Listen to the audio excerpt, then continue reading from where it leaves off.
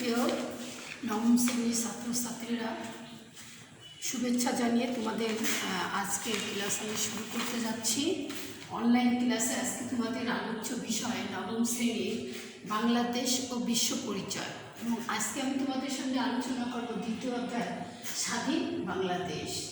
তো স্বাধীন বাংলাদেশের পটভূমি আগে আলোচনা করব। পরিচ্ছেদ 2.1 মুক্তিযুদ্ধের প্রস্তুতি, সশস্ত্র মুক্তিযুদ্ধ ও স্বাধীন বাংলাদেশের অভ্যুদয়। তো এই বিষয়ে তোমাদেরকে আমি আলোচনা করব। তো মুক্তিযুদ্ধের প্রস্তুতি, সশস্ত্র মুক্তিযুদ্ধ ও স্বাধীন বাংলাদেশের অভ্যুদয়, সেখানে প্রথমত আছে ঐতিহাসিক 7 মাসের ভাষণ ও স্বাধীনতা আনুষ্ঠানিক যাত্রা, এবং স্বাধীনতার আনুষ্ঠানিক যাত্রা, স্বাধীনতার ঘোষণা, মুক্তিযুদ্ধের সূচনা এবং মুজিবনগর সরকারের কার্যক্রম, মুক্তিযুদ্ধের সাধারণ জনগণ ও পেশাজীবীদের ভূমিকা, রাজনৈতিক দল, ছাত্র সমাজ, পেশাজীবী, মুক্তিযুদ্ধে নারী, গণমাধ্যম, জনসাধারণ, প্রবাসী বাংলাদেশ, শিল্প সাহিত্য এবং বুদ্ধিজীবীরা। তো এই মুক্তিযুদ্ধে স্বাধীনতা অর্জনে রাজনৈতিক ব্যক্তিত্বের অবদান এবং মুক্তিযুদ্ধে বঙ্গবন্ধু শেখ মুজিবুর রহমানের নেতৃত্ব। তো আমরা এখন প্রথমত আলোচনা করব যে 7 মাসের ভাষণ। বঙ্গবন্ধু শেখ মুজিবুর রহমান 7 মার্চ রেসকোর্ট ময়দানে মুক্তিযুদ্ধ তথা পশ্চিম পাকিস্তানিদের বিরুদ্ধে আন্দোলন করেন, এবং তিনি পূর্ব পাকিস্তানের জনগণের শাসন এবং শোষণের বিরুদ্ধে তিনি মুক্তিযুদ্ধের ডাক দেন, এবং 7 ভাষণ তিনি তার ভাষণে আপামর জনসাধারণকে স্বাধীন বাংলাদেশের জন্য ডাক দেন, এবং স্বাধীনতার আনুষ্ঠানিক যাত্রা শুরু হয় 7 মার্চ বঙ্গবন্ধু শেখ মুজিবুর রহমানের ঘোষিত কর্মসূচির মধ্য দিয়ে। এবং এই ঘোষণার পরবর্তীতে পাকিস্তানের তখন শাসক টিক্কা খান এবং রাও ফরমান আলী অপারেশন সার্চলাইট নামক এক কর্মসূচি গ্রহণ করেন, এবং 25শে মার্চ কালরাত্রি হিসেবে আমরা যেটাকে জানি, 25শে মার্চ ঘুমন্ত বাঙালির উপরে রাত্রেবেলা যে সেনাবাহিনীকে লেলিয়ে দেন, এবং সেনাবাহিনী নির্বিচারে সাধারণ জনগণের উপরে যে নির্যাতন চালায়, এবং নির্বিচারে সমস্ত বুদ্ধিজীবী থেকে শুরু করে সর্ববড় জনগণকে তারা হত্যা করে। এবং 26শে মার্চ মুক্তিযুদ্ধ শেখ মুজিবুর রহমানের নেতৃত্বে মুক্তিযুদ্ধের ঘোষণা করা হয়, এবং 26শে মার্চ প্রথম প্রহরে বাংলাদেশের স্বাধীনতা ঘোষণা করা হয়, এবং এটাই ছিল আমাদের প্রথম স্বাধীনতা ঘোষণার বার্তা। এবং সেখানে বলা হয়েছিল যে যেখানে যা কিছু আছে তাই নিয়ে রুখে দাঁড়াও, এবং সর্বশক্তি দিয়ে পাক হানাদার বাহিনীদের বিরুদ্ধে রুখে দাঁড়ানোর আহ্বান ছিল। এবং মুক্তিযুদ্ধে মুজিবনগর সরকার গঠিত করা হয়, এবং সেখানে রাষ্ট্রপতি ও মুক্তিযুদ্ধের সর্বাধিনায়ক ছিলেন বঙ্গবন্ধু শেখ মুজিবুর রহমান, উপরাষ্ট্রপতি সৈয়দ নজরুল ইসলাম, প্রধানমন্ত্রী তাজউদ্দিন আহমেদ, অর্থমন্ত্রী মনসুর আহমেদ আলী, স্বরাষ্ট্র ও ত্রাণ পুনর্বাসন মন্ত্রী এম কামরুজ্জামান, পররাষ্ট্র ও আইনমন্ত্রী ছিলেন খন্দকার মুস্তাক আহমেদ।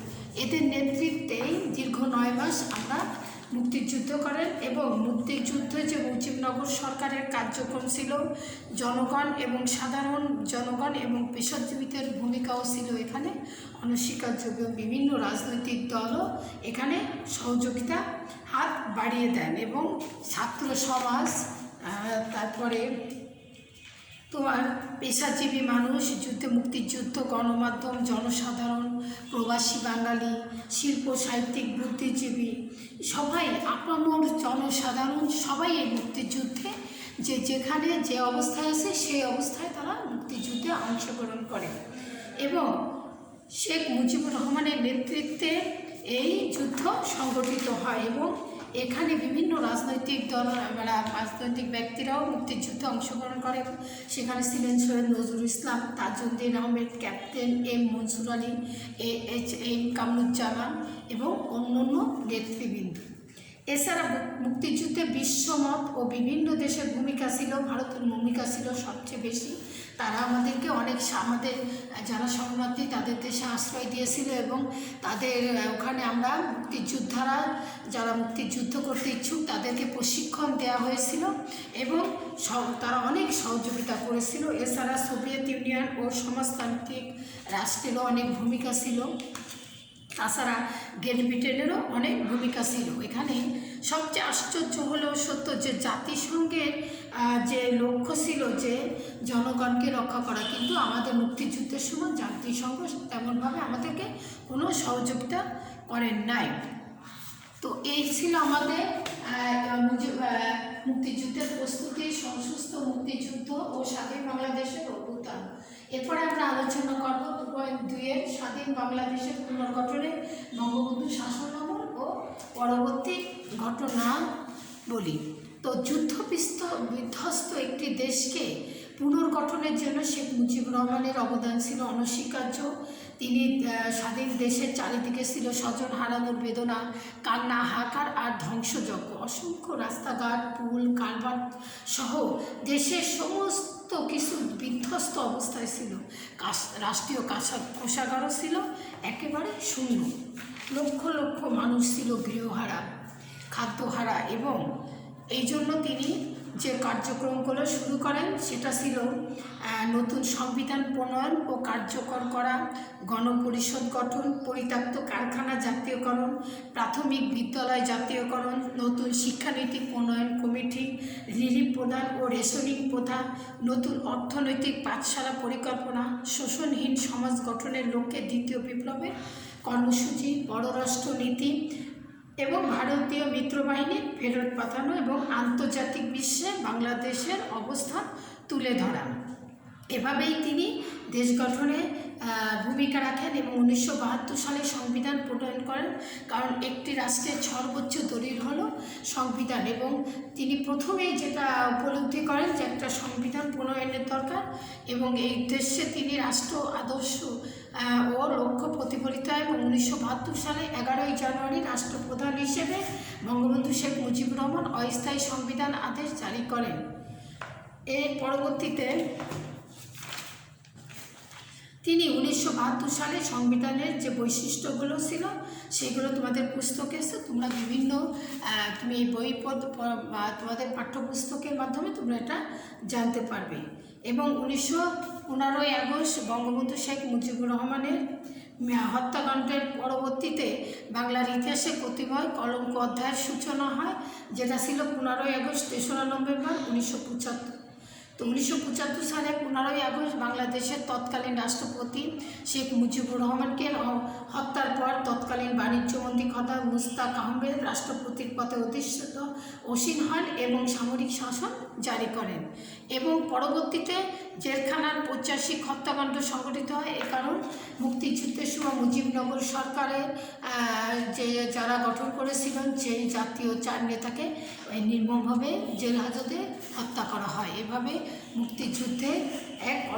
মুক্তিযুদ্ধ পরবর্তীতে স্বাধীন দেশে এক কলঙ্কজনক অধ্যায়ের সূচনা হয়। এর পরবর্তীতে আসছে তোমাদের সেনা শাসন আমল 1975 থেকে 1990 সাল।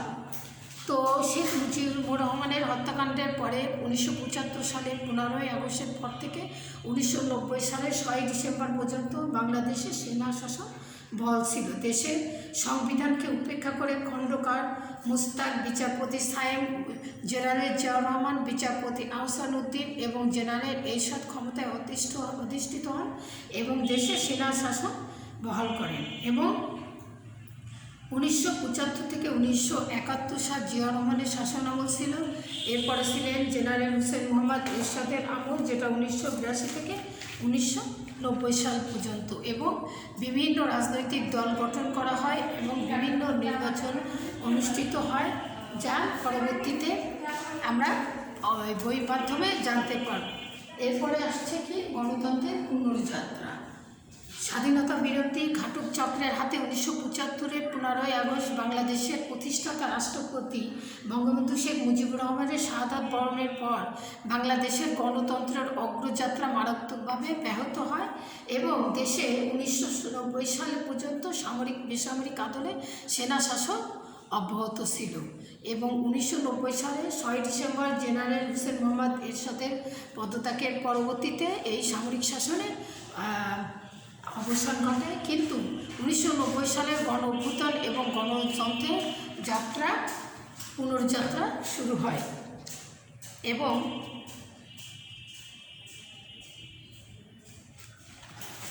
পরবর্তীতে আমরা জানতে পারি যে এর পরবর্তীতে বাংলাদেশে উল্লেখযোগ্য আর্থসামাজিক ও সংস্কৃতির অগ্রযাত্রা শুরু হয় এবং বাংলাদেশ একটি দরিদ্র পীড়িতরের দেশ।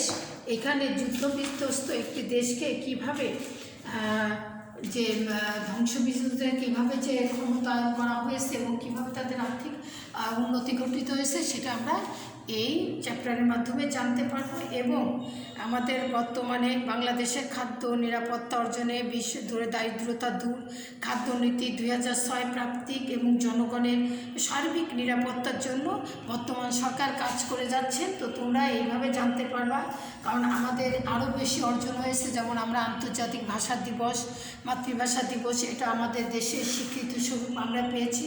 এরকম অনেক বড় বড় মানে অর্জন আমরা পেয়েছি। তো তোমরা এই পুস্তকের মাধ্যমে জানতে পারবে। তো আজকে এই পর্যন্ত, আশা করি আগামী ক্লাসে তোমাদের সামনে এসে হাজির হব সেই প্রত্যাশা রেখে আজকে এখানে শেষ করছি। আল্লাহ হাফেজ।